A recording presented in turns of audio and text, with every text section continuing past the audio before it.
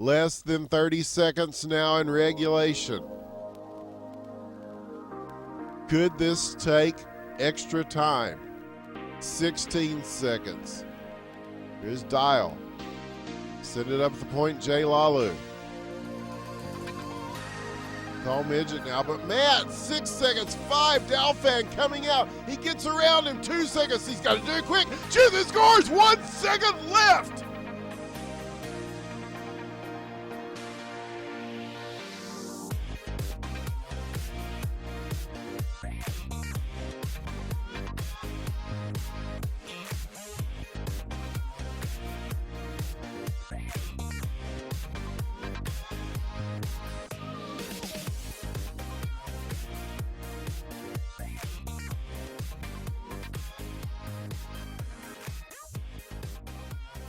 And we're good to go. What's going on, Cap? How you doing now? I'm doing good, man. Doing good. Doing very good after that Game of Thrones episode. I'm gonna go read all the fan reaction to it, and Absolutely. here we are doing this instead. What a waste. Worthwhile. Waste of a perfectly good evening that could be spent, Jeez, oh my godding, over Game of Thrones. You're making me feel real welcome. Well, look, man, I'm happy to be doing this because we were supposed to do this before I left, and Yeah. that was over. It was like almost a month and a half ago that we were supposed to do this. There's some guy that's supposed to write all these questions So- up about it, and he didn't do it. I don't think it was my job. Look, it's not my fault. Don't blame me. It's blame Taze. Fair. Yeah, well, but he was before you, so blame him. And then you could blame KP for inserting my interview between yours and his. Fair enough. So yeah, I'm looking forward to being told by more people how they deserve to be interviewed before you. That's becoming a common trend. Why did you interview this person before me?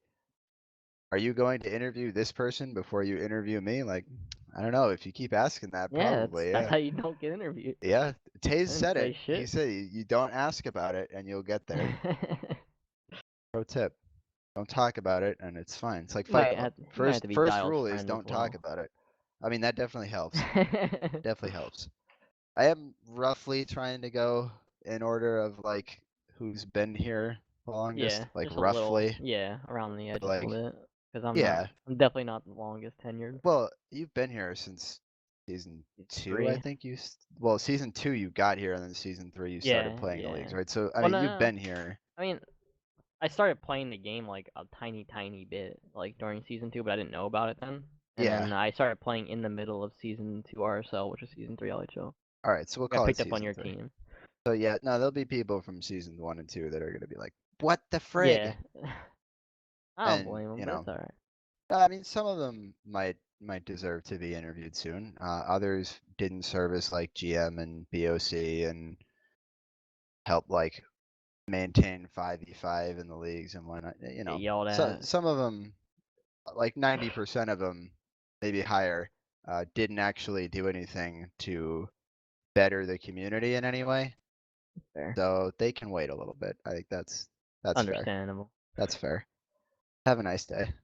All right, so we'll get this going. So Kapanen, Sammy Kapanen, as you started out, God. right? You used to call me Sammy That was all the the time. initial name. Yeah, I know, that was terrible, right? Having you and Sammy on the team. It was Sammy and Sammy. That's how you became Cap, right? Yeah. Started calling you Kapanen And then instead. fucking Skis came around and tried to steal that. I wonder how many people are gonna hear me open the show saying hi Cap and think it's Skis. Yeah, they can frig off. I bet you will get at least one person who will do that. Who will be like, oh man, I really thought it was gonna be Skis. Yeah. Well, they can frig off. I'm the real Cap. I don't care You about also standing. you made the show logo, the Faceoff logo. Oh yeah, I did do that. That was not the greatest work, but it worked. Yeah, I mean I like it. It's simple. That's kind of what I was going for, and you nailed it, I think. So, Thanks. all right. So Kapanen served as LHL commissioner for I think it was 5 seasons, maybe plus or minus 1 there. I don't remember. But I was pretty sure it was season 8, 9, 10, 11, and 12 because 12 was the last one we did. I thought. Yeah, that sounds about right. Or was 12 the? Am I off by one? Was it 7, 8, 9, 10, 11? Maybe it was that. Maybe I think it was was 7, 8, 9, 10, 11. I think that's what it was. Because season 12 I GM'd. Yeah. Yeah, that's what Yeah. it was. That's I what it think you're was. right. Because season 11 or after season 11 was when we stepped down. Yeah. Which maybe we'll get into. I know that was topic of discussion on the Dial interview. Fun times. Fun times in BOC again. Woo. Loved it. So you've been actively playing. I wrote since season 3, the LHL, season 2 of the RSL. Technically, you started playing before that, but you didn't play in the leagues. Yeah. I would say season 3 LHL is fair. That's there we go. So we'll agree on that then. You have the RSL regular season MVP trophy named after you. Illegitimately. Yeah. Do you wanna share the story of that Oh, now? of course. All right. You want me to do it now? Yeah. Go ahead. All right. So back in that was season 3 or 4 RSL. I And think it was 3. Yeah. I think it was when Dildozer was like becoming really good, and his team stats were getting tracked. But for some reason, every time I put my stats into the BOC or the stat keeper of RSL, they would never put it in for me.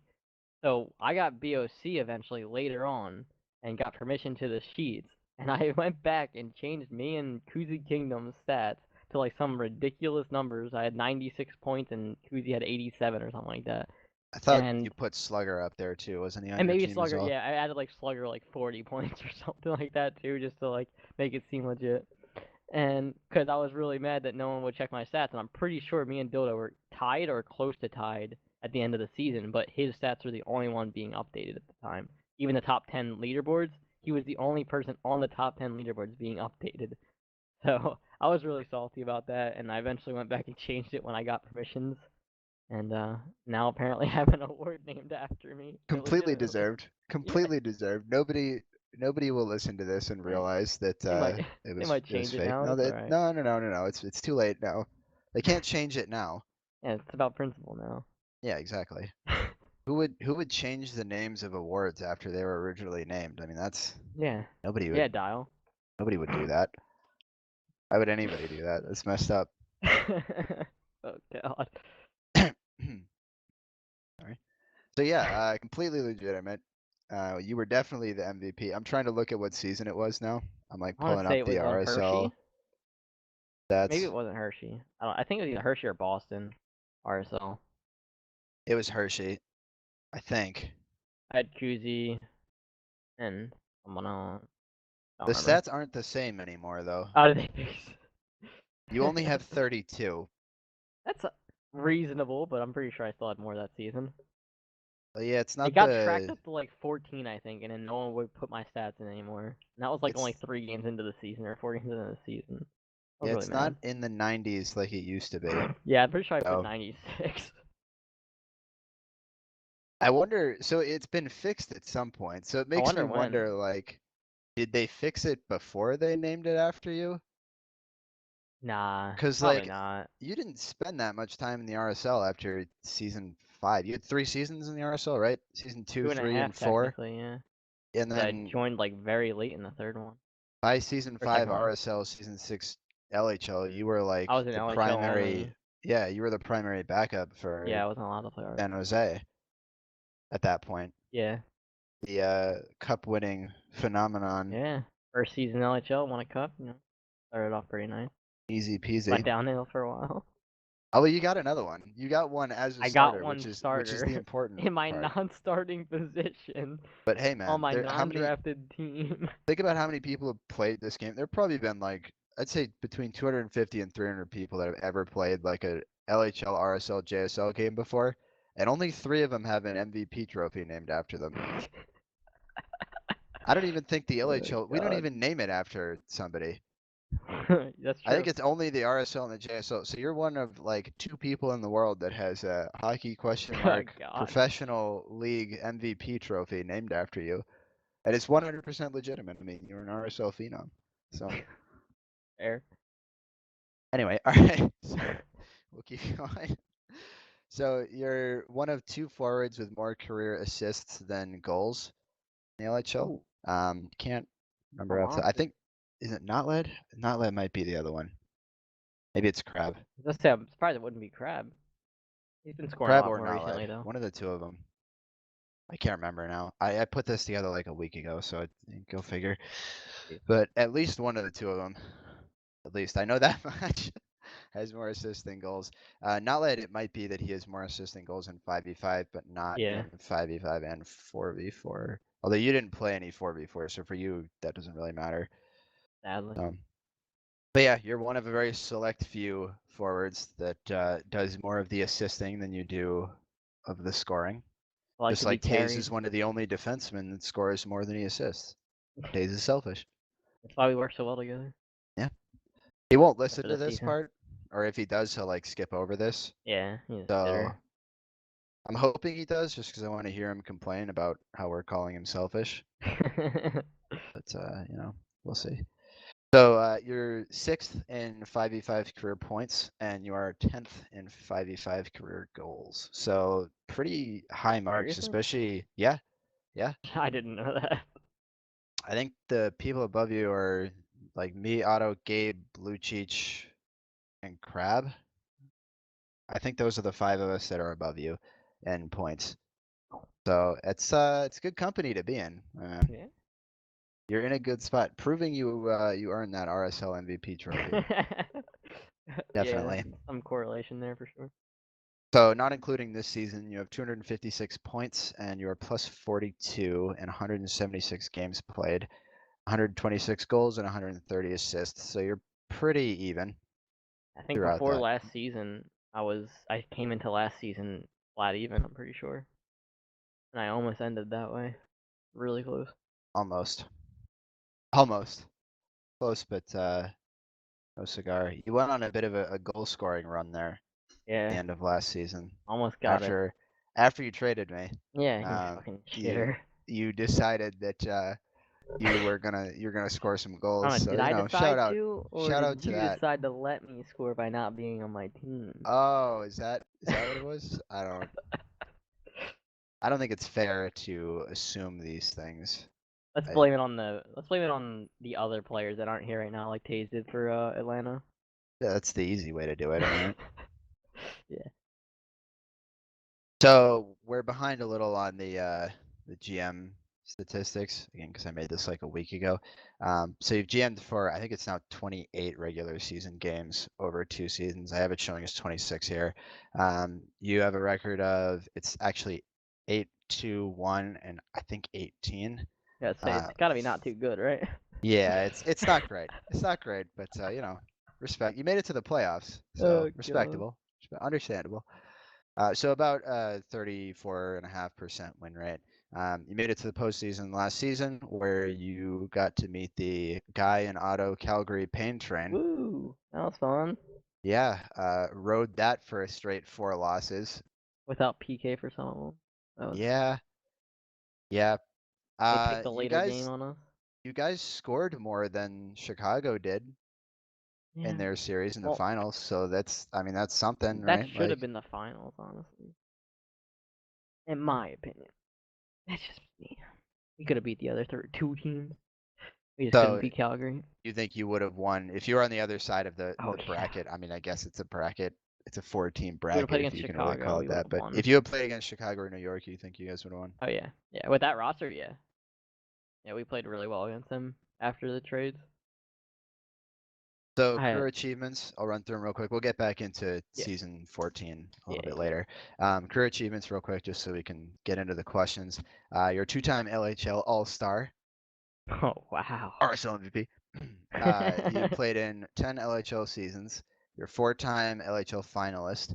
You've made it to the playoffs 8 times. You've won the cup twice. You've been on the President's Trophy team 3 times. You've won 4 perfect attendance awards, Barrett Scene Awards.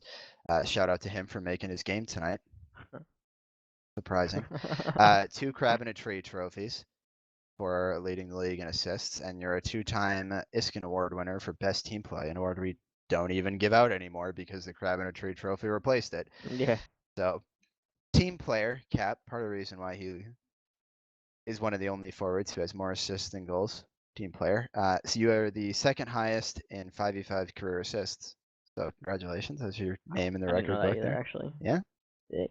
Fun stuff, I mean. Sixth Pretty in good, points, huh? 10th in goals, and second in assists. Pretty legit, but hard to Debatable. assist from the bench, huh? Oh God. Yeah, what the fuck? What's up with my GM, dude? Yeah, Benching you dude. today? GM benching you. Favor of Mark with 70 ping. He was pretty nutty. He had some nice blocks. We didn't Mark's play always too nutty, hot, dude. but I I love love Mark. Mark. Shout out Yeah. to my boy. He definitely will not listen to this, but shout out to him. Shout out to him nonetheless. All right, I'm gonna stop looking at trying to find good RSL seasons from you to justify the MVP, Alright. and we'll get into the questions. Sick. All right, so we'll start out with the really basic ones that we go through with everybody. What got you into the sport of hockey? Because I know you've been playing for a long time, right? Yeah. My dad, he's followed the Flyers since he was like probably 10 or so, maybe even younger. So he saw them win the cup, both times, like the back-to-back, and basically had me grow up as a Flyers fan. Got me on skates, like little four-wheel rollerblades at like the age of like 3 or 4. I first started playing hockey at like the age of 4, so I've been playing hockey basically my entire life. So it's been a long time. What Yeah. position did you play? I started out in net. Well, I started out in deck hockey, like, I don't know, when I'm 4, I don't know what positions they even had you play. And then I started playing inline and played in goal, but it's proved to be more difficult because I'd have to play in the upper age brackets, and I'm small, so playing goalie as a smaller kid against better players wasn't really advantageous. Then I started playing defense, and I've played defense basically since then. Never really been big into ice hockey, or I played ice hockey from the age of 9 until like the age of 16, but I got probably a cheap lot more shotted a lot. expensive, right? It's a lot more expensive, but I got cheap shot a lot of headshots because of how small I was, and people just took advantage of that. So I just stopped playing roller hockey or ice hockey and just kept playing roller hockey where there's no actual checking. Yeah, It's that more makes fun. sense. It's more like hockey question mark roller hockey is no icing, no offsides. Yeah. It's really fun. Yeah, I need to play it myself. I really wish I had gotten into it when I was younger. And shout out to not having many friends or family that enjoyed it. Lovely. Yeah. And Flyers are your favorite team, right? Yeah, absolutely. Is that because your family Yeah, was and the area Flyers I'm in. fans, I or mean, yeah?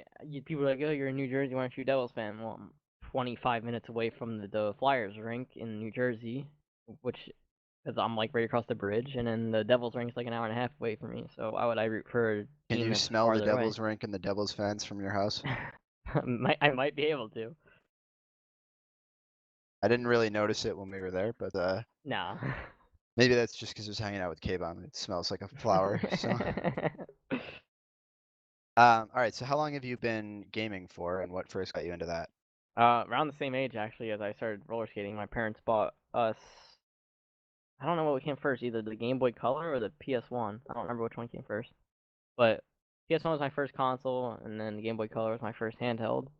And my love for hockey grew on the PS1 as well when my parents bought me NHL '99 with Eric Lindros on the cover, and I played that for probably like 3 years while I was like away from school. Whenever I was home from like kindergarten or first grade, I'd play NHL '99 when I got home all day. Either that or like Pac-Man or Tetris. And I've been playing video games basically ever since. This is something that I haven't asked somebody before, but I'm curious. Who is your favorite Flyer of all time, and who's your favorite NHL player of all time that wasn't on the Flyers? NHL player of all time's easily Datsuk. Absolutely a blast to watch. I wish I was older during his younger years in his prime and like paid attention to hockey more during then. Um, Flyers player, I mean, I wish I could say it was like Lindros just because of how good he was, but I didn't get to watch a lot of that because of how young I was. I'd probably just have to say either Sammy Kapanen or just because of his heart, or Claude Giroux just because of how funny he is to watch. Makes sense. Yeah, I thought of that as you were going through it. Once you mentioned Lindros on the cover, I was like, I wonder if that's your favorite Flyer of all time. So I was curious. Yeah, sadly I didn't get to see him too much, but he was something else. So you're not a big Crosby fan then? No. Surprisingly, I actually was before he was drafted to the Penguins. Before he was drafted by them, he was like a really highly touted prospect, and I was like just getting into looking at those type of players, and it was really fun to watch him play before that. And That's where my whole username of Kyle8708 started, with Carl's being Ovechkin. But now that they're Wow. yeah, now that they're not on the Flyers, I don't really say that much. Straight up TIL right there. Yeah. I've known you for a long time. I did not know that at all. Yeah. I was wondering where that came from. I just never really asked about it, I guess. I was trying to think Yeah. of what happened on Try to August keep it. 7th in 2008. And No, I I try to keep it low key because 87 is not a good number when you're a Flyers fan. well, neither is 8. So, all Yeah. right. So, what is your favorite genre of video games, and what is your favorite video game of all time? That's No, tough. toughies. Um, Toughies. You can list a couple for your Genres favorites. gotta be FPS. I gotta imagine either FPS or sports, just because of how much I played NHL growing up, like all my life. I just played NHL games, but first-person shooters are right up there with sports games. Best Games game with of all time. replayability. Yeah, best games of all time. I gotta say it's probably like the ones I've played the most, like CS:GO, NHL 13. The Last of Us was just a great fucking game, like hands down one of the best story games I've ever played. Um, I think that's probably it, to be honest. And HQM. I mean, as much as I beat on the game, I love it. A great It is game great. to play. It is great. As much as I don't want to admit it, it's great. Yeah. Speaking of HQM, how did you discover it? uh, from the EA NHL subreddit, I'm pretty sure. I think I originally saw T's first post, or T or Dalfan's first post on our hockey, like what I want to say Probably 3 or 6 months before. Probably T's because Yeah, I and want to say it T was like, by T we mean Tealers for oh those yeah, who sorry. aren't aware. That's Yeah, what we're talking about. I But want to say I saw that post maybe like 3 or 6 months before I saw the Claude one, and I downloaded it on my computer, played it, like meant to go home and play it, or meant to like play it later that day or something like that. Never ended up remembering to play it because I was playing NHL at the time. And then when the announcement of NHL 15, or was it that? I don't even know if it was that, honestly. It might have just been like during the ending of NHL 14 that I just stopped caring about it as much. I saw Claude's post about it on the EA NHL subreddit, and that's what got me to like, oh yeah, I remember looking at that game before, and I wanted to try it out. I might as well do it this time. And then I met like Super Hot Glue the first day I played, and I met Goose. unfortunate. I met Goose, and I don't think Goose he is a good knows one to this. meet. I met him like when he was playing under the name Gray, and he was just playing goalie, letting all like the new players like skate around, and he was just sitting in the thing like talking to people, being a really nice guy. And Goose is great with kids. I just remember Great with kids. the last line he said before he left was, "Make sure you tell everyone that Goose is the best player in HQM," or something like that. And then he left the server like not too shortly after that. I always remember that for some reason, but it was a nice impression of like the people around the community. It was nice to see that. I think that was when he started playing as Gray because he played as that for 1 or 2 LHL seasons, I think, back around the time when you started. So that would make sense. I had honestly forgotten that he used that name for a little while. Yeah. I was like, I didn't know who it was. I thought he was a new guy, and then he started talking about like how to play, and I thought it was really awesome that he was helping new players out like that without Yeah, he was one interfering. of the few people when I started way back when that was actually like willing to help people out. He, PK, and Dalfin were the 3 that were like the most receptive to like trying to help people actually get better and learn something. Right. Good dude, Goose. Very good dude. Agreed. So you said that, you love this game. You've been playing it for probably at least over 1,000 hours now, I'm Oh assuming, yeah, right, with I how gotta long you've imagine been so. here. What is it about the game that you fell in love with? Honestly, just like the original falling in love with this game was seeing like how bad I was at a game and wanting to overcome that. Like I've never like stepped into a game. I'm usually pretty natural with video games. I never stepped into a game and was just that bad. Like it was awful and it was so fun at the same time. I like 2 weeks worth of time where I just got on the game and laughed at how bad I was at I laughed at myself. Like just it was a blast. And I think that's what made me fall in love with the game. That and like the similarity between um originally when I started playing this game, I was playing like uh high tier like travel roller hockey at the time, and it's very similar to roller hockey. So I just thought it was really cool to be able to like kind of learn how to do what I do in real life in the game, and it was really fun to try to do that. Do you think it's closer to roller hockey than it is to ice Oh hockey? yeah, absolutely. Hitting's not as big of a factor. Can't really skate laterally Using the in rink, it's roller, right? 5v5. Like counting goalies, it's 5v5, just like that in roller hockey. There's no rule, like no like ice rules where all ice sides and icing count. It's very similar. So it was really interesting to see that. I mean, obviously the puck's a little harder to move around because of like the space you're given. Yeah. But I mean, it's very similar, and that's what drew me in, and that's what kept me playing as well, as long as the trying to get better, which still need to do. All right, so we'll get to the fun stuff. What would you say is the favorite moment of your career? And it can be like a pub, God forbid, a captain's game, pub tarts game. I mean, it can be anything. It doesn't have to be in the LHL. It could be RSL2, HQML, whatever. I want to say it was really fun. Season 10 was really, really awesome. That was probably like one of my favorite seasons to play, and as much as it sucked, like swapping between periods and whatnot. I mean, I'll always kind of have a grudge about that, but it was fun to play with you and Dalfan. It was really interesting to see two like great minds play on the ice with you, and it was so interesting to play that. Season 7 was a blast. That was like my breakout season. You were with some good friends too on that Leafs. team, right? I just started becoming friends with Leafs at that time, and I still think we're friends. I'm assuming I haven't talked to him much recently, but I gotta imagine we're still friends. But we had a blast that season, me, Taze, and Leafs, along with Fuzzy and Jarvin. That was a really, really fun team. Sadly enough, we didn't end up getting past the Oh, we'll first get round. there. We'll get there. But that was a good one. And then season 14, obviously, proving that I could win a cup as a starter. And honestly, like seeing how awesome a person like DMB was really like eye opening. Because like me and him used to go back and forth all the time during games, talking. Because I knew he was just joking around for the most part, or at least I thought. And I didn't know if he thought I was joking around with him too, or if he thought I was salty. So I never knew if he actually liked me. But when I saw how nice of a person he was, and like how like uh well he kept the morale up on the team, even during like losing games, it was just like really, it was a really fun team to play on, just because like how good the atmosphere was on it.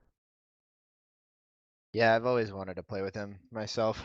I've been Sadly, I don't waiting think for that that. would ever happen. No, it won't ever happen. I'll never get to play with him. I'll never get to play with Crab. Probably never get to play with Lucic. Even guys like Taze, who like Yeah. aren't considered on the same level as they used to be, like or Dalfan too. Like it's hard to actually get on a team with them again. So Yeah. people draft me too high. That's the problem. Stop taking me high. It doesn't work. It's like the third season in a row that getting drafted high and we're losing, not in the playoffs. Carry GMs, biters, please bro. stop. Stop. Learn how to carry, dude. Stop doing it. Doesn't work. Nobody learns. I mean, All that's right. what you're just gonna eventually fade out into never playing the game again, like Matt. He got drafted too high every single season, and they would never learn. The thing, Matt could have carried a Oh team by yeah, himself if if he he wanted wanted. to. If he legitimately wanted to, he Yeah. could have. Yeah, you're right. I cannot. You're That's right. That's it's fair. not my thing. It's not what I do. But That's fair. keep trying it. And me. All right. What is the biggest regret you have about your career? I don't know. Let me think about this for a second. Probably, last season, honestly. Drafting in the second round, or I don't know. I wish I could have gotten Taze. I don't think that was like a regret as much as just wishing I could have gotten Taze there, because having you, Taze, and and myself on a team would have been really awesome. But my Yeah. biggest regret is probably not adapting to not getting Taze. Like I just like was like, whatever. I'll just take another defenseman instead of like really considering the other options of maybe getting like Meatel or Kiwi in that pick. And I think that could have changed the team differently. I mean, obviously PK played out of his mind, so like a better goalie wasn't the issue. I just think changing the dynamic of the team was the problem with not going with Taze or not getting Taze. That's probably like my biggest regret, not reevaluating a pick instead of just I'm Pick me a interested to person. hear you say that over the way season 7 ended. I thought for sure it would have I- been going out in It's the not really playoffs a in season regret 7. because I don't think like I could have changed much. Like obviously none of us played up to par. I don't think I did.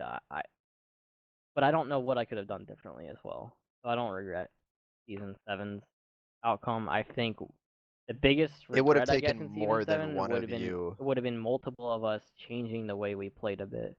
Because I felt like Exactly. towards the Yeah. end of the season we just kind of same with season 10, Boston.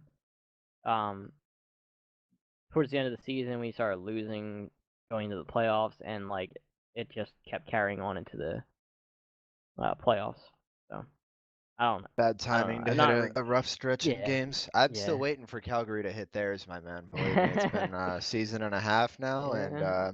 I'm not hitting it. God, you there? Somebody make sure people aren't falling around Otto, please. Somebody stand him up with a pole. Please. So sort of along the same lines of that, is there anything else you wish you had accomplished?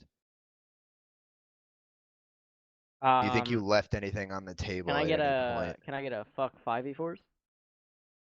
You want to know about that story? Let me tell that story. Sure, go ahead. The season 7, me and Leafs were tied for. Let me pull up the stat sheet so I don't get the numbers wrong. I want to say it was 42 points. Me and 41, Leafs. 42 is around there, yeah. Me and Leafs were on top of the leaderboards for points in the season for a very long time that season. I think the entire season. Pretty much the whole thing. Maybe like hit or miss 1 or 2 games. Till the last week. And in the last week, Lucic got, or Gretzky at the time, I want to say, was it 5 in a row, 5v4s? It was 3 in a row. I think In it the was last 3 in week. 4 games or something like that. It was at least 3. I want to say there was at least 3, yeah, 5v4s, where of course 5v4s are so lopsided, and with a player like Lucic, who is very good, obviously, I'm not saying he didn't deserve to get a lot of points. He's a good player, but in a 5v4 setting where he gets the last 3 of his games of the season,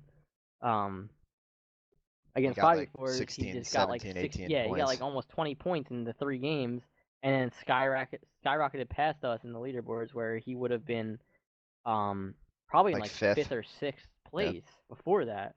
So he got 9 more points than us towards the end of at the end of the season, with the same amount of games played as Leafs and one less game played as me. So Leafs would have won the most points. I wouldn't have won it, but I would have just liked to see us at the top there, tied in points, to show like how well we played together. But I mean, 5v4s ruined that. I'm really glad to see them not in the game anymore.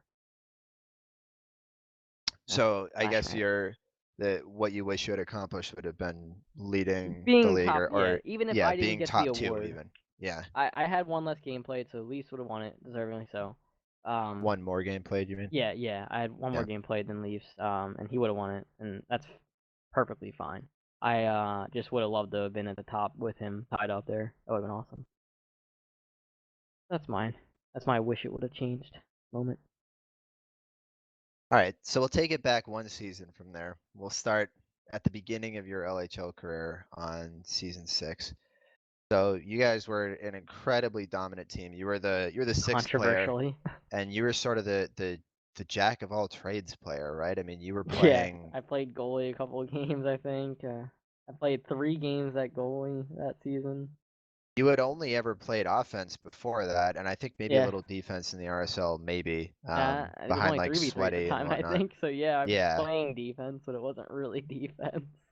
So I guess what I want to know is, how did you wind up playing in all these different roles? And it wasn't that like you just got stuck there, like you actually performed pretty well playing in all 3 roles at some point or another during that season.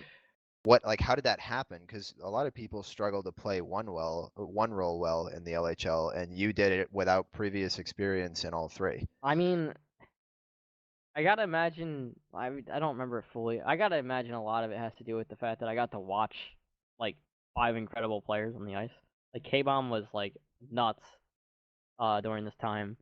Like absolutely insane goalie, top That was 3 probably goalie at the time. his best season too, was And that season. you got K-Bomb in net, so I can watch him play. I'm watching Crab and Lucic on offense, who are both dynamic players. And Crab, I feel like I'm like a little lesser version of Crab, basically, in terms of how I play anyway.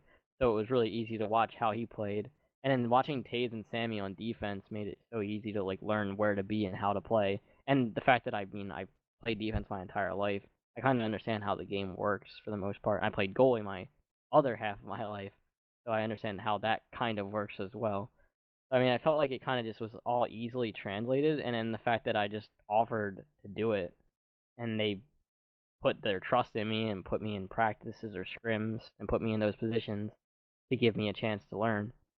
So, I mean, I feel like my real life hockey and watching those players play during that season just helped me grow easily into what they wanted me to be. Yeah, you probably would have been the first recipient of that sixth man trophy if we did it back Yeah, then. should have been named after me. Yep. I don't think it ever had a name when we had it. I think it No, was just the sixth man award. no. So, but that's since been taken away. Yeah, So, rest in peace to I the sixth disagree man. with that one, by the way. My BOC, So- not my BOC. Not my BOC. Stream? Hello? Yeah. Streamer? DCAT? Where you at, bud?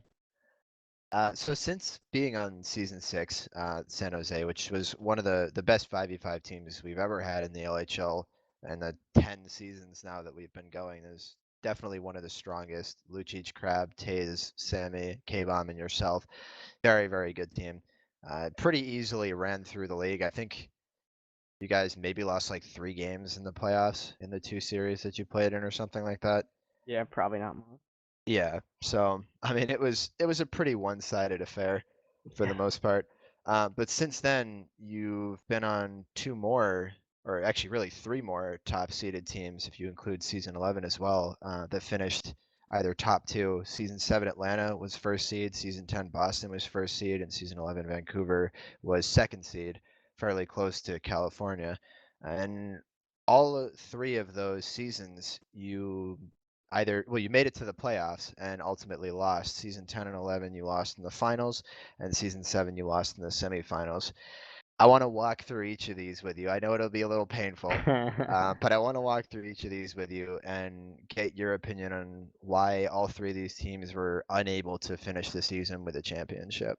And All we'll right. start with season 7. So what do you think happened in season 7? Why didn't you guys win a cup?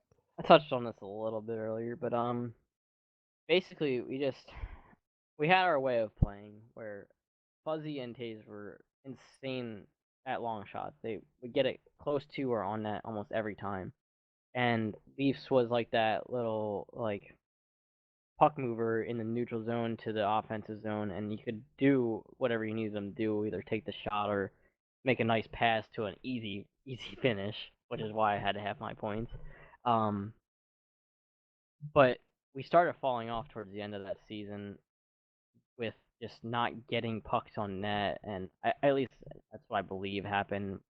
We had some bad either defensive breakdowns or bad forechecks that would lead to defensive breakdowns, and we had some sadly soft goals that let in as well during the playoffs, and like all of that combined, it starts like bringing your team morale down and just ends up costing you a series because of 2 Snowballs, or right? 3 bad games. Yeah, where you just don't feel like you can come back from them, especially when you were playing so poorly into the playoffs I or think going into it. I can't remember now because it's been several weeks, but I think Taze did something similar where it's like you guys kind of got off to a bad start and Yeah, sort of never really were able to recover from that throughout the rest of the series. I know he had some specific names to call out in terms of performance. So you feel free to do that if you'd like I'm, to follow I follow don't suit with I him. don't feel comfortable fairly. I mean, I do it in jest outside of this, but like to be all honest, like to be completely honest, I mean, I wasn't what I was during the season either. So I mean, I don't think it's fair to point any fingers as well, because I definitely should have one pointed at myself. So I think it's only fair to assume that I was at least slightly at fault as well. I know a big part of the problem was that you guys really struggled to generate offense. You Oh guys yeah. had 11 goals in Yeah. 5 games, which was a pretty big drop off from where you guys were at in the Yeah. regular season when I think you guys were scoring almost 4 goals a game. and you get to the playoffs and your offensive production's cut by about half. So One thing, obviously one makes thing a I'm big noticing, difference. one thing I'm noticing on the playoff stats is the only people scoring goals, me and Leafs, where wasn't the case earlier Taze, on in where the you at, bud? season. I mean, Taze had 15 goals during the regular season, only 4 less than myself, and then he got 1 in the playoffs. I mean, Yeah, you guys did start a hitting the net, really. Taze, and maybe we'll score a little more. You guys were one of the first like #1 seeded teams that really like won by committee. Like it wasn't one player that was carrying you up or Yeah. bringing you up and making you guys better. Like there wasn't that one superstar necessarily that you'd consider that you're sort of building the team around. I mean, you could say it was Taze to some extent, You can but just look at it's the hard to score carry a sheet. game on defense like that. But yeah, I mean, you look at. Yeah, You you got could see it just here. I mean, looking at the stats, you can see like the point spread is really even amongst you guys. But having been there and watching it too, I mean, that was legitimately the case. It's like, okay, we cover Cap in front, or we cover Leafs in the neutral zone, but somebody's always going to find an opening, and all 4 of you were capable of scoring or getting the puck to somebody who could score. Yeah. And that was probably one of Jarvin's best seasons that he played. I mean, arguably his best season in any of the ones that he played. I think it was He his had last 4 one too. shutouts too. I mean, that's absurd. Yeah. So you guys had contribution from all ends of the ice, and that was something that we really hadn't seen before. Like every team, I mean, even the season 6 one, the season before Yeah. San Jose, I mean, that was built around Lucic primarily. Lucic Like just he was fucking the going guy. off. Yeah. He was, yeah, and it's not to take anything away from Crab, who's an excellent player. He wasn't what he is now, but he was an excellent player, and that was sort of his personal breakout into becoming like a top level guy. Taze, Sammy, you, K-Bomb as well. So I don't mean to belittle any of the accomplishments or what you guys brought to that team, but like even that team was like it was Lucic who really opened up the ice for everybody, and obviously everybody set him up in return as well, but really just sort of made it possible for you guys to be as successful as you were because it opened up a lot of opportunities, whereas you guys didn't have that at all. It wasn't like, oh, throw the puck to this guy to win us the game. Like you couldn't do that. That may have been our like the biggest issue towards the end of the season was once like one person like had a bad game, it was like you just have like a dead player on the ice because like everybody was working so well together. We didn't have that player to like just pick up the slack, like where you could have Lucic just pick up the slack for a player that wasn't playing well that game. Like we didn't have one of those players per se because we all just played so well together instead. So once like I had a bad game or Lise had a bad game or Jarvin, like we just didn't click together and like things just wouldn't work. And that's what started happening I think towards the end of the season. And I'll interject another side question in here. I don't want to steer too far away from the track we're going on, but I know this was relevant to you guys at the time, and I know it was something that Fuzzy was pretty annoyed with, and I know you and Taze were annoyed with as well. We had a really late trade deadline that season. I'm sure you can remember where I'm going with this. You and Taze were BOC at the time, and the trade deadline was, for whatever reason, set like only 4 or 5 games out. Like it was a 20-game season, and the deadline was like 15 games in or something like that, or like 14 games in. So it was really late in the game to where like you pretty much already knew who was and wasn't going to make it. And that was a season where I got traded to Dallas for Otto. And I know you and Taze, especially, and Fuzzy, were all not very happy about that. Do you want to touch on that a little bit? Yeah, I mean, at the time, Otto was not what he was or what he is now. Then, no offense to Otto, I think this is when he had like a lot higher. He still had ping the than what he bad was ping normal. back then, yeah. Normal too. Yeah. I think like the first 2 seasons he had really good ping and it like went up after that or something like that. But Otto was not nearly the player he is now, and Dial was a force in the league during this time. Maybe not so much on like the points total, but I mean, looking at his stats that season, he had 35 goals and only 4 assists. He could just beat a team by himself, and it didn't make much sense for Otto to be traded 1-for-1 for a player like Dial at the time who could just carry it, and it was obviously to a team that wasn't contending for a playoff spot, so it just doesn't look right in the first place.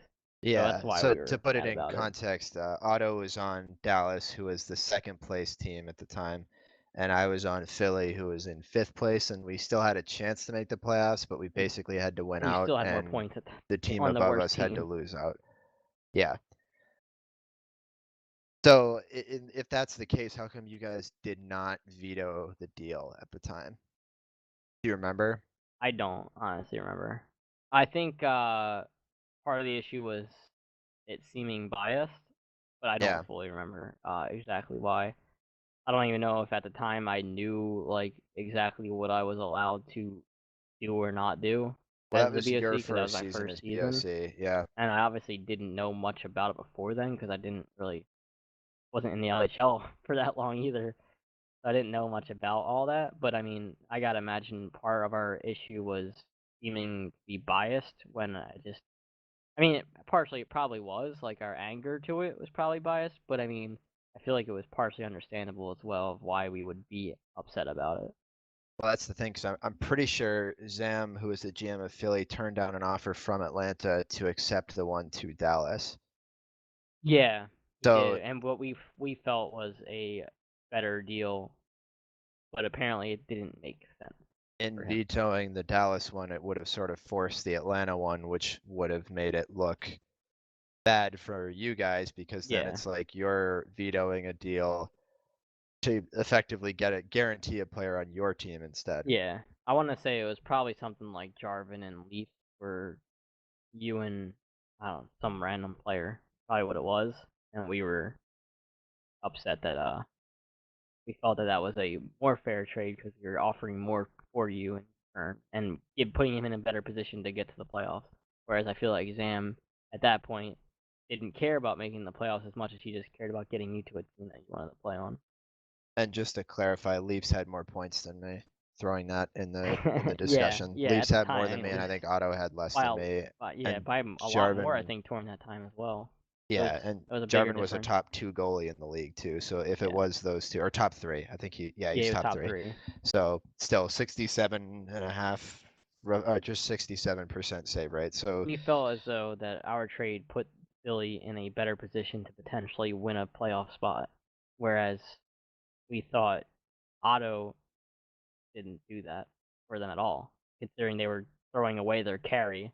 Like you had, I want to say you probably before the trade, you probably had like 30 or 29 goals, and Philly ended up with the end of the season at 53, which is after your trade. So you already had more than half their goals after the trade deadline, which is just absurd. And they trade that away for a player that won't do nearly as much at that time. That's why we were so upset. I I believe. think when I left the team, there was I think 4 or 5. It was less than 5 goals that we had scored as a team that I wasn't a part of at the time. Yeah, like it was So something absurd. Like you were literal we hard were carry not for a that very team. not a very good Yeah. team. You were the reason they would win games, and you were the reason they would get into OT, like the other half of the games. I don't know if you'll remember it, but my favorite like individual game ever was actually against you guys that season on Atlanta when we won like 7-6 in OT Oh yeah, against you. shootout, the Yeah. shootout OT game. Yeah. Yeah. That's probably my favorite individual game because I scored like 6 or 7 of those Yeah. goals and assisted on whatever Yeah. one I didn't score. So that And that just showed how good you were during that time. Like it just you could win it. You could single-handedly force your team to win because of how you could just score. That's why. That's why we thought that trade was unfair. well, I wanted to throw that one out there because most people nowadays wouldn't even know that. Yeah.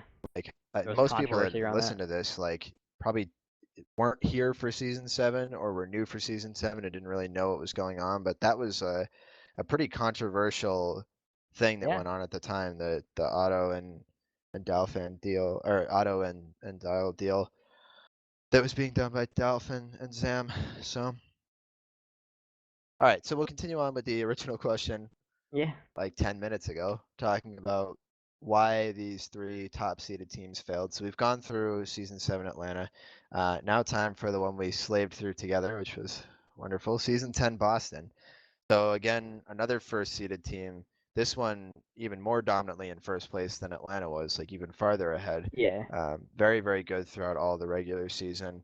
Made it to the finals, lost the finals in 7. In your opinion, what happened? Why was that team not able to capture the trophy? I hate to just put a name like this out there, but PK subbing himself out in the middle of a finals game and just throwing Sully in like that. One, he was playing fine. I don't know if he was maybe having some sort of ping issue, but He was having lag issues, I yeah. don't know. I think it was happening throughout the game, and he just kind of finally said, get Sully in there instead. But he was playing fine during that game, and just tossing Sully in there, who was at the time a lot less experienced than he, he is now, obviously, but Sully's a lot better now than he was then as well. Sully grew into a really good goalie after this season, and partially because of PK. But during the finals game, in the middle of a game, switching goalies during a game of a 15-minute game is not. I just don't think it's a smart move, and I To think that costed us one of the games. to put all of that in context, just for again those who weren't here or weren't paying attention at the time, PK was the one who brought like Sully into the league and really made him into what he is and made him into the goalie that he is today. And he's legitimately a good goalie, so PK deserves a lot of credit for that.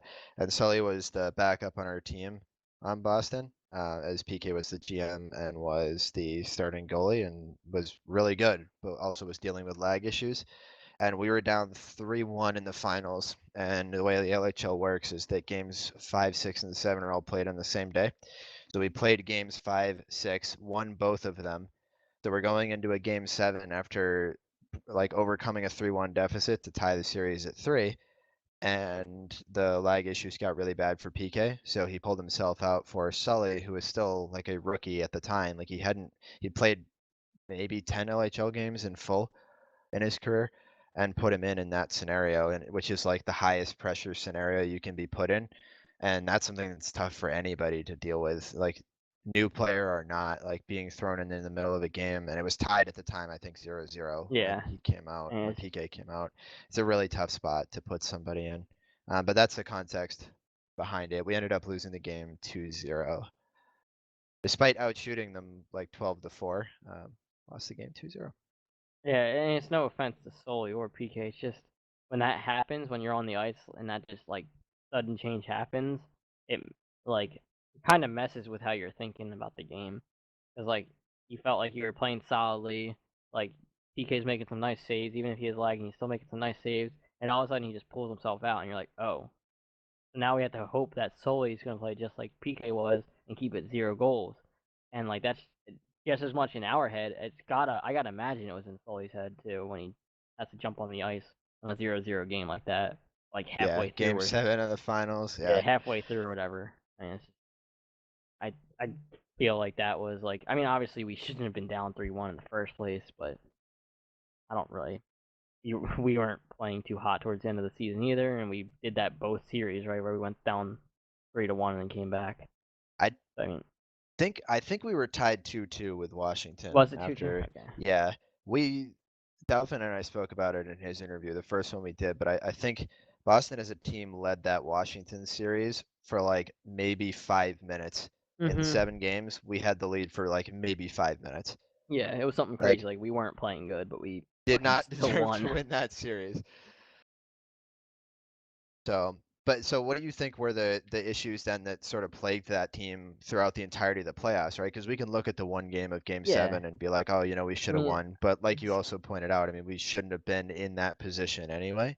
It's similar And what do you case. think got us there? It's a similar case as season 7 Thrashers, where we entered the playoffs on a bit of a cold streak, where we lost a couple games towards the end of the season and weren't really playing like ourselves. I don't know if that was due to attendance issues or not. I can't exactly remember. But I mean, obviously that kind of messes with morale. You try not to let that bother you, but you can't help but think sometimes that it is either bothering your teammates or yourself at least one of the games, and that doesn't help when you're going into the playoffs losing games instead of remembering how it felt to win those games instead. So I feel like it's probably has to do with that. I can't exactly remember what was our issues single handedly during the games. I mean, during the finals, it was Fat Scroll just being absolutely ridiculous. 83% save rate or whatever it Yeah, was. he has an Yeah. 80.30 for save percentage. Like, that's just absurd during the whole playoffs. And I gotta imagine it was pretty high during our actual finals series because I don't really remember scoring that many goals in the finals. We averaged like 11 shots to 4 or Yeah. 5 Yeah, a it game was over the absurd. course of the I finals. mean, that Yeah. obviously didn't help either. It demoralizes you when a goalie is that on fire.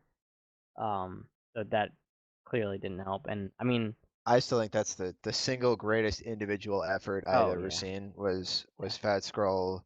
He I mean, dragged during that that team. season too, but especially in the playoffs, that Jesus Like, no offense to Christ. the rest of the players on the team, but he drug them through those playoffs. Like, if it was any other goalie, like the next best goalie in the league was a Yeah, like think 67 about save how good percentage like during the Kiwi playoffs and think about how good or during the Kiwi and season. Beatsail have been the last 2 seasons, like for people that are around now, right? Like those two are fantastic and have been like definitely the best two goalies of the last like probably 3 seasons now, I think it's fair to say, like including this one. And they've really cemented themselves above everybody else. And Fat Scroll is like a whole nother level above that. He had 80% save percentage during the playoffs. The next best is 67, and the next is 64. Like, you How play many any other shots did he goalie, face? 94 Yeah, most. so that's not a shortage of shots either. It's not like, you play a couple good games and it makes you look really good. Like that's The next a lot highest, of shots. was 37. The next highest saves by a goalie was 37. And he had 94 save. That's not even shots. Saves, That's just yeah, saves that's he made. saves. Shots against, you're looking at I don't know, over 100. So, seeing over 100 shots, next best goalie is seeing like roughly 50. So he's seeing double the amount of pucks and has an 80% save percentage. I mean, that's just, it's hard to play against. And that probably didn't help either, alongside of the fact that I felt like I just came off of a bad season before that, and playing with Dalfan, trying to learn how he wanted me to play. I mean, it really helped me later, but during that season, it was also pretty stressful to like try to abide by like the system and rules that we were trying to play under. After having that season We had a 7 really where structured game. yeah, where after season where I 10. had season 7 where I would kind of just skate around and jump in front of the net when a shot was coming on and tip it in. Like, so it was a lot different than how like I succeeded before that. So, I mean, that's partially why. I probably didn't play too well towards the end of the season either. It started catching up to me and whatnot. But I mean, yeah, I mean, an absurd goalie to play against, not playing well into the playoffs. A lot of that has to do with it as well. All right, so lastly, season 11. I know this one wasn't a first seeded team, unlike season 7 and season 10 were. But this was a second seed, and you guys weren't super far behind California that season, the eventual winners either. And you're back with Taze this season. You're with Taze, Otto, K-Bomb, a good group. I think you guys had Koof on the team too, so and legendary Trev as well. But yeah, you guys ended up making the finals as well, similar to Boston. But you ended up losing in, I think it was 6 games, 5 or 6 games instead of 7. So what happened there? How come you guys weren't able to sort of finish the job? I'm going to be completely honest with you here. I don't remember this season at all. Like, at Wow. all. It was my best season ever. Yeah. Like, highest points. I don't remember this season at all. Like, I don't remember ever playing with Otto. I'm not gonna lie. I don't know why. This Partially, I guess just because in, we just Otto didn't not talk. memorable. He just didn't talk. I remember K-Bomb, I mean, getting that goal in the, I want to say it was the last season, or last game of the season. We got him a goal. He skated it up into the neutral zone and ripped one home. That's the only thing I think I remember from that season. I just don't remember almost anything about that for some reason. I don't know why. I know you've said in the past you don't remember season 12 very well either, the Buffalo team. I choose not to remember that one as Oh, much. okay. All right. Okay. That Well, one was just a poor season where I was picked as like the number 1 offenseman, and that's not my style, so it just did not work well. We made it to the playoffs somehow. I had the most points on the team, but I mean, I had 28 points, and I was the highest scorer. That would have been like middle scoring on any other team in the league. So it just, I mean, I snuck in at 10th place in top 10, But I mean, for real, it was brutal. So Was season super brutal. 11, just to close it out, you really don't remember that much Yeah, about it? I don't. I don't know why. I'm not sure at all why. But I just don't remember. I played good that season too. I don't know. I don't remember any of it. Damn, that is surprising. Sorry, K-Bomb. I know it was your team. I wonder Sorry. who'll be I was more AGM Will apparently. Kayvon be I didn't more know that. offended or Taze? Yeah, you I were gotta imagine AGM, dude. K-Bomb because I was AGM. I didn't even remember that. Sorry. It's all coming out now. All right, so we'll go to some happier thoughts then. Season 13 New York. That was your first cup and your only cup so far as a true starter. How did it feel making that sort of Cinderella run to the cup, especially coming in as the underdog, right? Because like for most of your career, you've been on really dominant teams, and this was the Yeah. first time you were on a team that like almost didn't make the playoffs for a little bit. There were some questions whether or not New York was going to make it at the end of the season, as there were some kind of struggles you guys went through, I think, the last couple weeks. Like, It felt awesome to do that solely because it was like a big, because Leafs did me dirty, and it was a big FU to him because they didn't even make the playoffs. I don't think after trading me, when we were in a playoff spot when I was on the team. you were drafted by Leafs, and I then was Leafs drafted by traded Leafs you and before forced the into deadline. defense. Didn't want to play defense. Never played defense in the LHL besides as a backup role. And my only way of starting on the team was play defense. I played defense. I played fine. I felt like, but we weren't winning. Partially because I mean Matt wasn't showing up, so we didn't have our best player. And then they made a trade for like Gabe and Para, who were like playing ridiculously well during that that season for whatever team they came from before. And Winnipeg, maybe? yeah, I want to say it was probably Winnipeg. And I they think it got was him, Icy's team, yeah. and they made that Winnipeg. trade, and he started me, but I don't think we had Matt, so it was like Gabe and Lee's on offense, me and I don't remember actually. I don't remember who was on defense with me. And we lost. So then they had Matt the next game, and then they had Gabe and Para on D, and Lee's up front with Matt, and like they mercied the team. So I never saw the light of day. I like after that they're like, oh, we beat the worst team in the league or whatever, 6-0. Let's keep playing this lineup, and I was pretty salty about that. I still am. I think it was Para So specifically who wound up taking your spot yeah, there. they started Para over me, and I mean, no offense to Para, but I felt like I deserved that spot more. Like, in my opinion, I felt like I was playing perfectly fine before that. It wasn't my fault we were losing. Clearly, 'cause I went to the team that won the cup, no, it just put a bad taste in my mouth. So I stopped showing up to the games. I was like, if I'm gonna start, let me know beforehand. I'm not coming to any of the games. There's no point in me coming. Try to trade me if you can. I'm officially putting a trade request in, but I understand if you can't find anything or I'm not going to start, there's no sense trading me anyway. And I guess Meat Sale took a jump for me and TB at that trade deadline. And I mean, EMB and TB just went off. And me and Taze clicked really well on defense. So it just worked amazingly for Meat Sale. And Meat Sale obviously just absolutely nuts in net, especially that season. During the playoffs, he was just insane. So on top of DMB and TB clicking up front and me and Taze clicking in the back, Mito was just going off in net as well.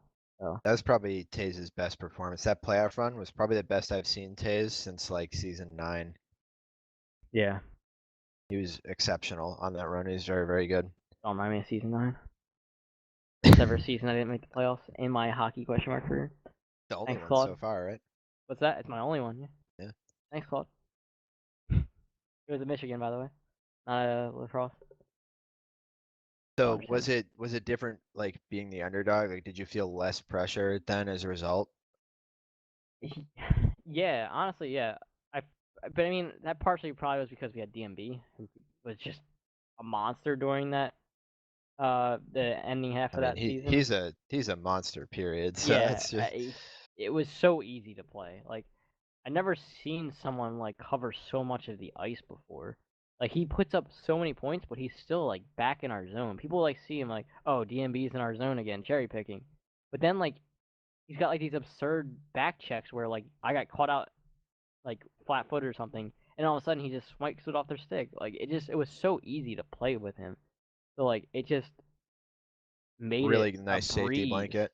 Yeah, it made it a breeze to play through games. Like I didn't feel stressed because I felt like I had like Hayes, who was a really good defenseman. And I mean, obviously, it's still my first season playing defense as a starter. So I'm still trying to learn like on the fly during the playoffs. And so having Taze as my defenseman and DMB, who's just great all around the ice, and TB, who's just a threat from anywhere on the ice, it just made it so easy to play. Like I just didn't have any issues going into any games. No like nerve. I mean, I was obviously a little nervous being playoff games. I get nervous for regular season games still, but it was just so easy to play with that team. So I guess there was less pressure, but I don't even know if it was because of being like the last seeded team or if it was just because of the team that we had. So after that season, you decided to try your hand at GMing, which did not take any convincing from me at all. How would you describe your experience so far in that role? I mean, it's nice and it's not. It's nice that you're in control. You don't feel like you're sitting on someone else's ride waiting to figure out what's gonna happen.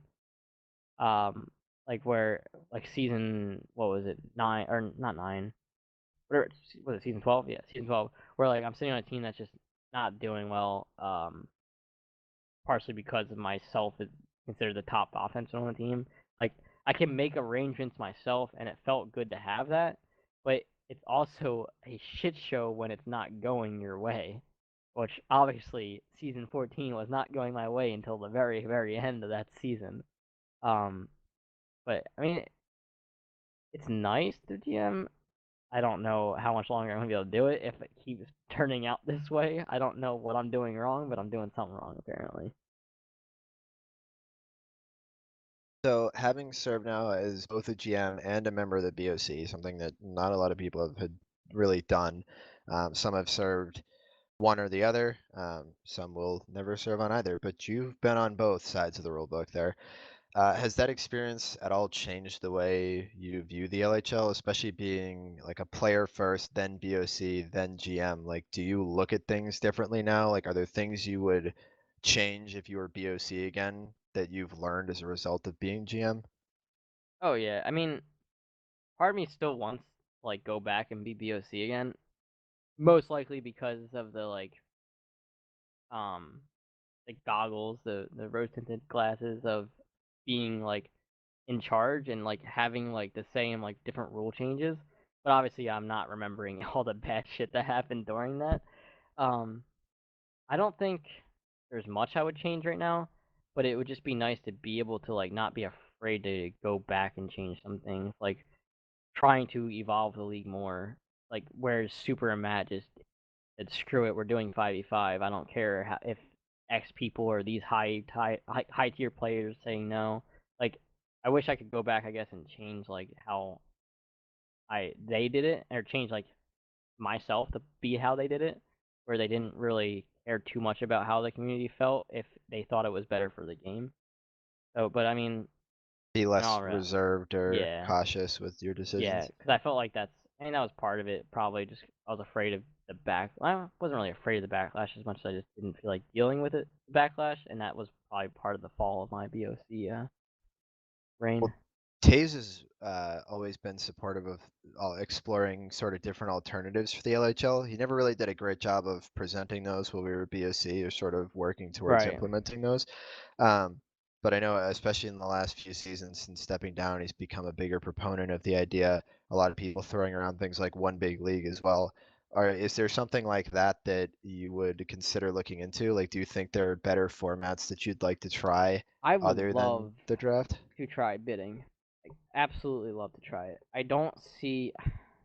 I guess I see the argument for like, oh well, the GMs uh have an even easier time of screwing up their team than where it's the draft we can like hand craft it to make it better for the worst GMs. But I mean, I feel like with a system like that, you're gonna get smarter people that want to do it, and hopefully, obviously, voted on as well. But the bidding thing would just be so much fun and so different.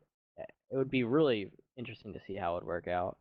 Obviously, we'd have to test it a couple times first, but I would love to do that. Hopefully, even next season if it's possible. If Taze gets his Plans laid whole out for it. yeah, his whole scheme laid down.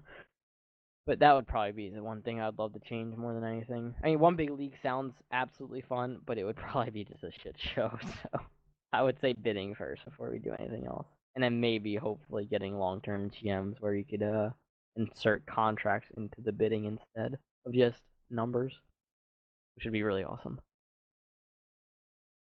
So are you one of the people that believes that the league would ultimately be better off with like proper franchises then and like Absolutely. persistence and rosters and I would love to go. I would love to be able to play in Season 1 LHL just because of the fact that like how you guys did it with redrafting your team from Season 1 Chicago to Season 2, oh becoming yeah, the that shittiest was team to the one of my best favorite team. things. Like Yeah, it that's was I amazing. want to be able to do that.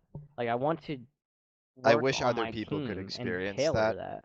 because Exactly. it's honestly like it is so rewarding. It just seems like such a fun thing to do. And obviously, yeah, you got a bunch of players who don't want to just sit around, but that's fine. As a GM, that's how you deal with it. You move those types of players that don't want to sit around trying to get better as a team, and you work on that. You grab the juices of the league where like they have so much potential, and you build on that. If you could be a GM for 3 years and have that roster or 3 seasons, have that roster for 3 seasons, that'd be so awesome to grab someone like Juice as like your your work in progress, Your where like project, yeah. you could bring him in as a top end player, like how TB used to be, where he came out of nowhere because he just skyrocketed in talent. It just it would be so much fun to be able to do that, along with the bidding as well, like offering contracts. It'd be awesome.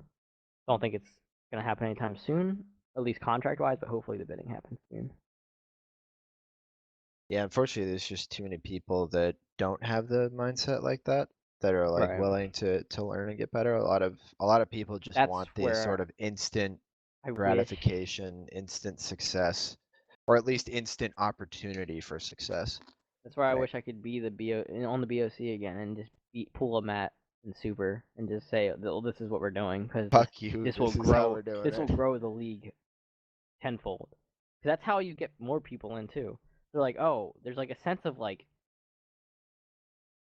meaning to like playing the game, like by trying to get better, and you can get everybody on a certain team. Like obviously some people will leave because of it, but I feel like you could grow the league a lot easier as well, showing that you have like franchises where you belong on a system or belong in a system. Seems like it would be easier to grow that way. So we're still sort of on the topic. While you were on the BOC, we both served together for part of it, not all of it. For a while there, it was just you and Taze. But pretty much for the whole time while you were there, you were one of the two, or if not the only public voice really of the BOC. Not saying anything about Taze there, but you were the one who often came out with a lot of the rulings and the decisions and made a lot of the posts and whatnot. And Even if I as a wasn't the one that result, wrote them. yeah, as a result, you often sort of dealt with a lot of the backlash that came with that. Did that contribute to you stepping down in Yes season and or after no. season 11? Yes and no. I mean, it would be wrong for me to say that like it didn't eventually get to me, but I felt like I did a pretty decent job at like not really letting it bother me. I understood how it was gonna work, and like posting those things would be the like backlash on me more than anything. I didn't really care because I understand that like at the end of the day they're mad at the decision, not me, and I at least assume that enough of the people here are mature enough that they wouldn't hold it fully against me. Obviously, some people still do. I don't really know why, but yeah, I mean, eventually it does add up, and on top of like the whole like people coming after you personally after that, like yelling at you for like hiding away in locked channels or avoiding discussion with people about the changes in the league. I mean, after that, along top of people like yelling and berating, like yelling during the ruling post, like it eventually did add up, and that's ultimately what led us all to standing down when people started making posts about the BOC when they didn't realize what we were doing behind the scenes. Like, no offense to the BOC right now, but we had an absurdly better communication system than what they're doing right now. They don't talk between each other nearly enough, tell each other what needs to be done. Whereas I gotta imagine we were almost talking constantly throughout every day in a We group definitely chat, had the almost always about like different league stuff, and then like outside of that, obviously personal conversations, but we were always in touch with each other, telling like, yeah, you need to do this day or this that day, and we would always have things planned out ahead of time. And I just don't see that communication, and no one saw that obviously behind the scenes. And no one realized how much we actually did outside of it. we definitely benefited from the fact that you, Taze, and I were all friends Yeah, outside of it. So like we had group chats and whatnot anyway, and we're hanging around with each other, and the three of us got along well to the point where we could have a discussion about something, and even if one or two of us disagreed, we could still work through that easily. I know obviously pretty much every other BOC that has existed in this game has not had the luxury of that, so makes things a little bit harder. But yeah, I mean, I see where you're coming from for sure. All right, so last question about being in the BOC. There were a lot of, as we spoke about, right, a lot of the rulings that you ended up posting, whether or not you agreed with the ruling or whether or not you even wrote it, a lot of the stuff you ended up posting drew a lot of criticism. And a lot of those were like, GNs, trade vetoes, suspensions, whatever the case was. Do you have any regrets about any of the decisions you made as a BOC member? Like, was there a specific ruling you made that you would overturn now, looking at it a different way? I don't think I regret any. What was the one trade that guy was really upset about? That was tall for Austin, I think. Yeah, I don't regret that. Sorry, guy, but no, I don't. I couldn't remember if that was like actually closer than I could think. No, I don't I think regret it was any of because the it was tall decisions. for Austin got vetoed and tall for Burn went through. I think it was. Yeah, Or maybe it and was the opposite. It at was the one of the two. yeah, uh, no, I don't regret it. Maybe no, yeah, I can't even think. I don't know. I think that's fair. Like, I don't regret any of the decisions I think I made. I felt like the decisions that we made. I mean, not all the time were we all in agreement, but we always talked it over and wagered like each side of it, and I always felt comfortable with the decision I made at the end of it. And I don't think I'd ever change that either. I felt like we did a good job at talking to each other and explaining our sides to each other about it, try to understand like where everybody's coming from and to get an unbiased perspective from each other, considering sometimes you disagree or Taze would disagree with me. But I always felt like afterwards, after talking it out, no matter what side I went back or forth to, I felt comfortable with that decision at the end of the day. I don't think I would change any of that. All right. Well, that'll do it for the heavier questions, the harder ones. So you made it through. Congratulations. Whew. When? All right, so we'll do some couple easy ones, handful of them here, and then we'll call it a night. Was there ever a role model you looked up to as a player?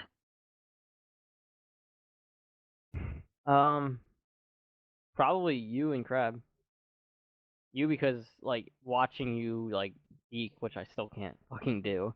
Um, and then watching Crab just be the absolute like playmaking machine, and that's Red Needles? basically how I played in real life. It made it so easy to watch him play and learn from that.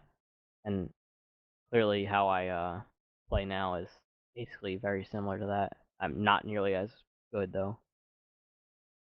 But All right, yeah, probably you too. favorite player to play with and favorite player to watch? Taze or DMB's gotta be probably my favorite players to play with. In like LHL settings. Taze because I mean I just feel like we click really easily, and then DMB, how I explained earlier, just Yep, the morale. so easy to play with. To watch, I mean Matt's absurd to watch. That'd be like you, Matt, and like Lucic, and then DMB. Like just watching you guys and Otto now. It's insane to just like watch the things you guys can do with the puck, and I'm just like trying to wrap my head around how the fuck you guys do it because I can't get my mouse to move fast enough to do that shit. So it's really interesting to watch the people that can absolutely deke an entire team out like with people just so tight against them, and then Crab obviously with just how easily he can make passes look and plays look. Was there ever a player you wish you had played with? Or somebody who you'd want to play with again? We could do that too, if you can't think of somebody that you haven't gotten a I don't chance think to I've play gotten with. a chance to play with. I think I've gotten a chance to play with almost everybody I wanted to play with, surprisingly. And like even I've played with people that I didn't think I wanted to play with that I absolutely would love to play with again. Play with again would be probably you, and hopefully in a better situation. See if it would work out again.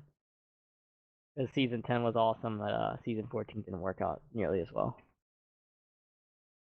What was your favorite team that you ever been a part of? I know you kind of hinted towards this earlier, but I wanna hear it outright. I had to pick one. Yep. You could go back to any season right now and play on that team again. Which would it It's be? gotta be season 7. I think I had the most fun that season. I had a lot of stress in season 10, and in season 14 I wasn't on it long enough to make a fair choice without like the whole recency bias and winning the cup bias. I think Yeah. season 7 was an absolute blast. It was a while ago, but I gotta imagine that was probably my best, and I'd probably love to play on that team again if we could all play at that same skill level. What would be your 5v5 dream team? I thought about this when I was listening to Taze. Fuck. It has to be like Kiwi or Meat Sail on G. Oh, you gotta pick one of the two of them. Oh, fuck. Taze and I each picked one. You gotta pick one. Yeah, that's fair. Dream team. We'll say in their current form today. Your dream team of players in their current form right now. I gotta go with Kiwi just because he's a blast to play games with, as much as I don't want to admit that. Me and Taze on defense and you and DMB on front. That would be my dream team. I think it would be an absolute fucking blast to watch you guys fucking play with the puck in the offensive zone while me and Taze just do whatever the fuck we want. I don't It'd think be Kiwi would get to touch the puck enough great. for his liking. That's true, but I mean, hey, he'll just launch them to you like he does on Calgary last season. But no, yeah, that'd be my dream team. Even though that So, wouldn't be my starting position normally, wouldn't be my preferred starting position. That would be so much fun to play with. we could rotate all around the ice. True as well. All right, last question. You ready? I'm ready. If you could change anything about the game itself or the community, what would it be? And you could pick either or. You can do both. Whatever you wanna do. The game, honestly, it's gonna sound so strange. I would love for the nets to be reworked. I would love to be able to just port the 62A nets. I know it obviously doesn't work this way. I understand that. Into the 55 UH version. Like just getting the thinner post, the netting. Just I want that so bad. The nets are so bad in this game. The posts are as thick as the puck, which just don't make sense with how small the rink is. And the net doesn't make sense. The posts stick out past the net, and it just doesn't make sense for wraps and whatnot as well. In Plus terms the of physics with the yeah, posts are all fucky too. Yeah. I would love to have the new nets. That's gameplay wise. If I had to pick one thing, honestly, it'd probably be the nets, just because I love this game as much. Even though there's some issues with it, that would probably be my one like quality of life change.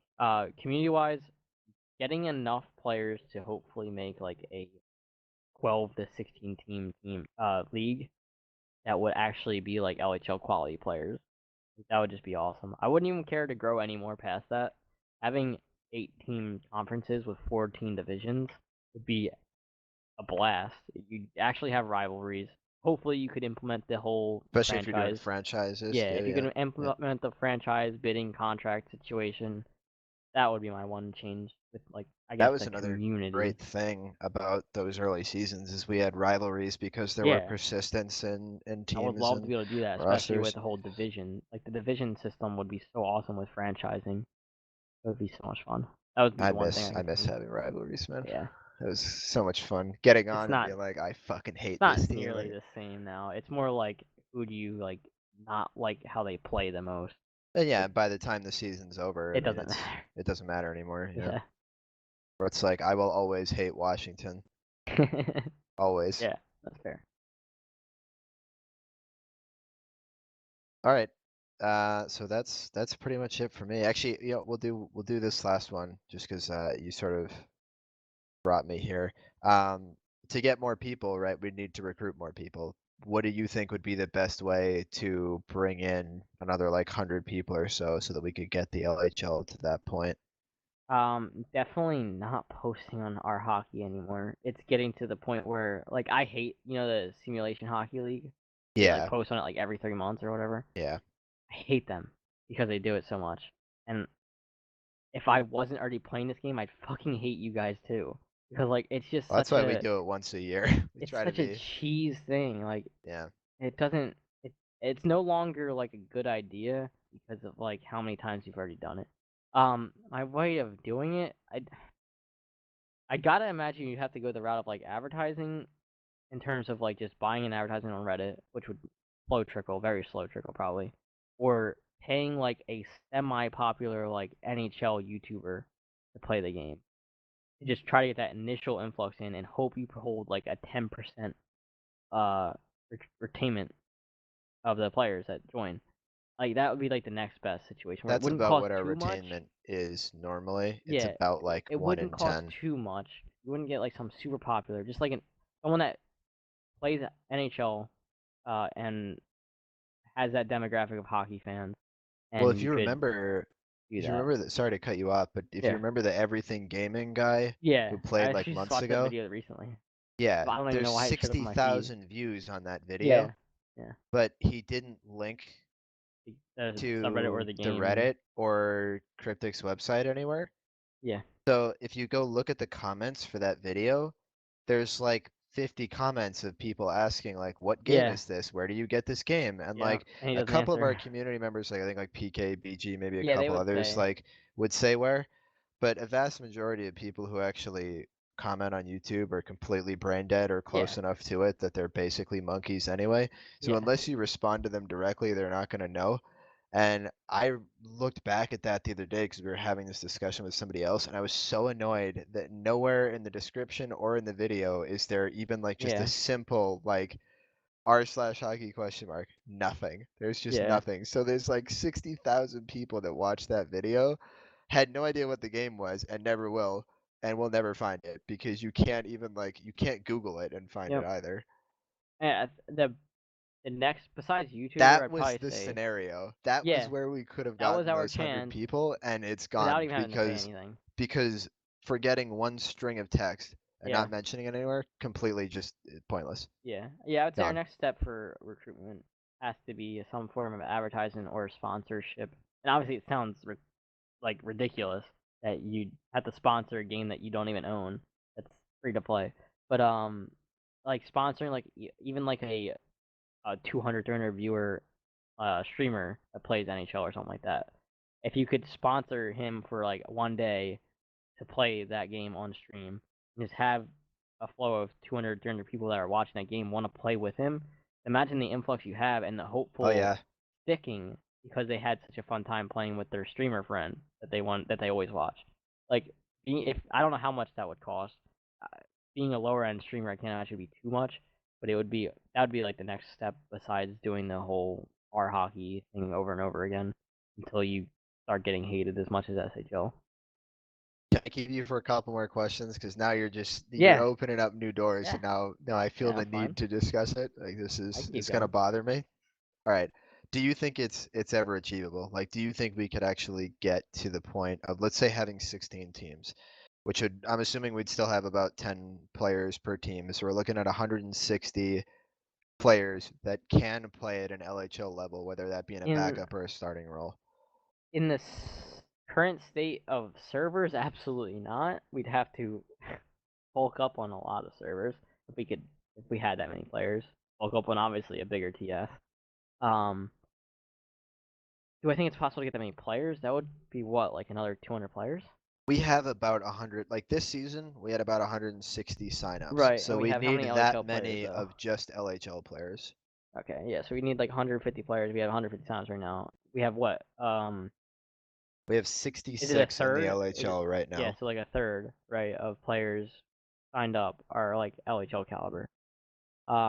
Get that many? Yeah, you have to get like what 300 signups, and hope that a third of that works out to being It's not just about getting the signups too. It's about getting the yeah, signups and and enough having them be players good enough. getting I mean, better.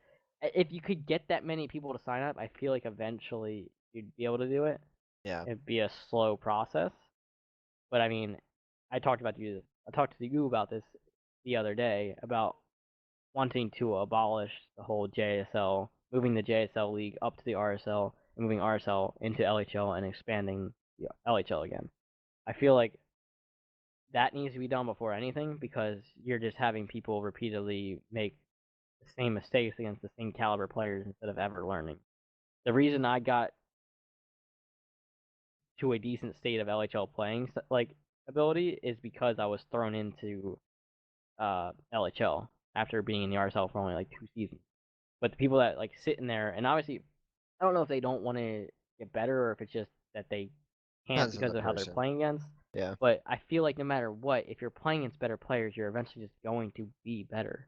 I agree. And abolishing the third league, making the JSL basically just the RSL, or the RSL just the JSL now, where it's just development only for new players, and then expanding the LHL into like 10 teams or whatever we can, and have players from the RSL finally like making their step into the LHL to prove themselves and to get better would be the only way we could ever get to that stage in the first place.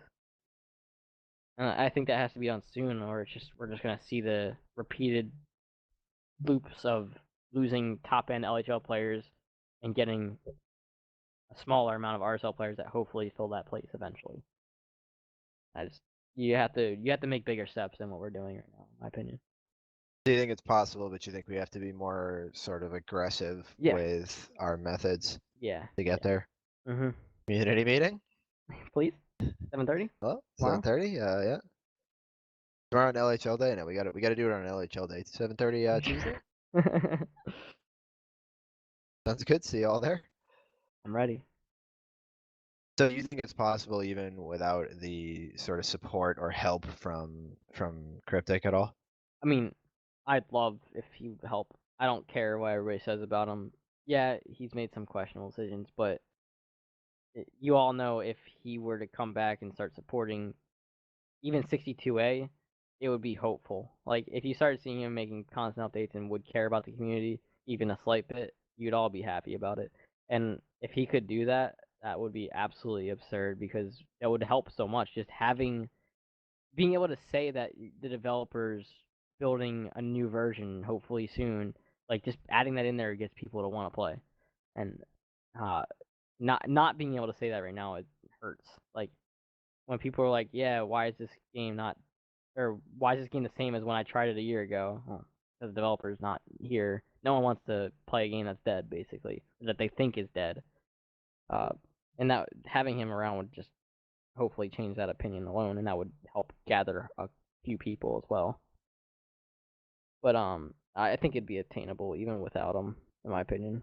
It just would obviously help a lot more if he was. You started to touch on it a bit there, but what do you think are the reasons why people or more people don't stick around or even try the game? Because we get a lot of eyes on those recruitment posts. We get a lot of upvotes. We're getting to like high 300, 400 upvotes. So, and we're not getting a lot of that with just our community. Our community may be a quarter of that, maybe, but a lot of that's coming from people on our hockey that legitimately have interest in it. Where do those people go? Well, if you look at even myself, like, remember how I saw the first post, like, X amount of months before I actually started playing, like, some of it's just forgetting, like, that was a thing that you could have tried. The other thing is how hard it is, and then the next thing is how shitty some people can be here, like, towards new players. If you don't like playing with new players, just don't play, like, with that on that server. Just go to a different server, don't be an asshole to them. Let them learn how to play. Let the people that are part of this community make a good impression on them, but you don't need to make a shitty impression on the new players. There's no reason to do that besides being an asshole. You just go to a different server and play by yourself, and we'd have a way higher retainment rate. Every single time we see that recruitment post, we see people talking about, oh, how shitty of a community it was. I mean, obviously we had Alter fucking with a lot of it past time, but there was some legitimate complaints, and I can't fault them for feeling that way. You can say all you want, like, yeah, we're working in the right direction, But like we still have those people that are gonna make it shitty for them. And if we could just somehow get rid of that, it would help a lot as well. But, I mean, that's part of the reason as well, as far as that goes. But how hard the game obviously is a big issue for some people because they don't feel that they should dedicate their time to this game because they don't understand what it can be. Yeah, the big things that I've always noted on that is sort of what you're talking about, the difficulty, but also the aesthetics. Like I think the aesthetics of the Yeah, game are a it's huge turnoff too, because a lot of people look horrid. at it and they're like, was The this game shitty made in Roblox. like 96, 97? Yeah. Like was this made for Windows 95? I don't even like what am I looking at? And like I think I brought it up before in a previous podcast, but like, or interview, but the lack of animations, like it's something that we're so used to now that it Yeah. doesn't look weird to us. Yeah. But seriously, take a look at a video. Like, close your eyes before you watch it, mentally prepare yourself, right? And just be like, okay, I've never seen HQM before. I'm going to look at this and I'm just going to interpret it for what it is. You open your eyes and you look, and there's these static models, Just legs halfway sliding through the around. ice, stick just flailing around in front of them, not attached to their bodies, while their arms remain Yeah. completely rigid at their sides. When they turn, they throw their entire upper body, arms included, back behind them, breaking their back effectively, looking up in the air, where you see now the pants and the shirt are like clipping through each other, right? Sort of like doing whatever they do. And then occasionally they start bobbing their heads around and flying off the wall and things like that and just launching up into the air, right? It makes Yeah. absolutely no sense. Yeah. Neither do the proportions. The puck is Yeah. massive, the sticks are massive, the The players are posts are massive, massive. the posts are huge, but the rink is not that big, Yeah. relatively speaking to everything else. So it doesn't really make sense. And then you add on top of that, a lot of the streams that we do have don't really necessarily paint the game in as good of a light. Like this is why I really liked what Para does Yeah, with his pair. streams, because he goes to great lengths to make the stream look as appealing as possible and look as like legitimate and professionally done, and like graphics and overlays and whatnot. Like there are a lot of games that can't get that for like amateur level tournaments that you could go play in Yeah. like next weekend, right? Like you'll play Rocket League, right? And you could play in a Rocket League tournament, but you'll never get a cast that's as well done as something like what Parrot can give you in terms of like production value and whatnot too. But most streamers won't do that because nobody's getting paid to do that anyway, and most most of the people that want to stream also want to play. So it's a little difficult in that aspect there for sure. And I think we lost Cap here. There we go. Oops. Got you back.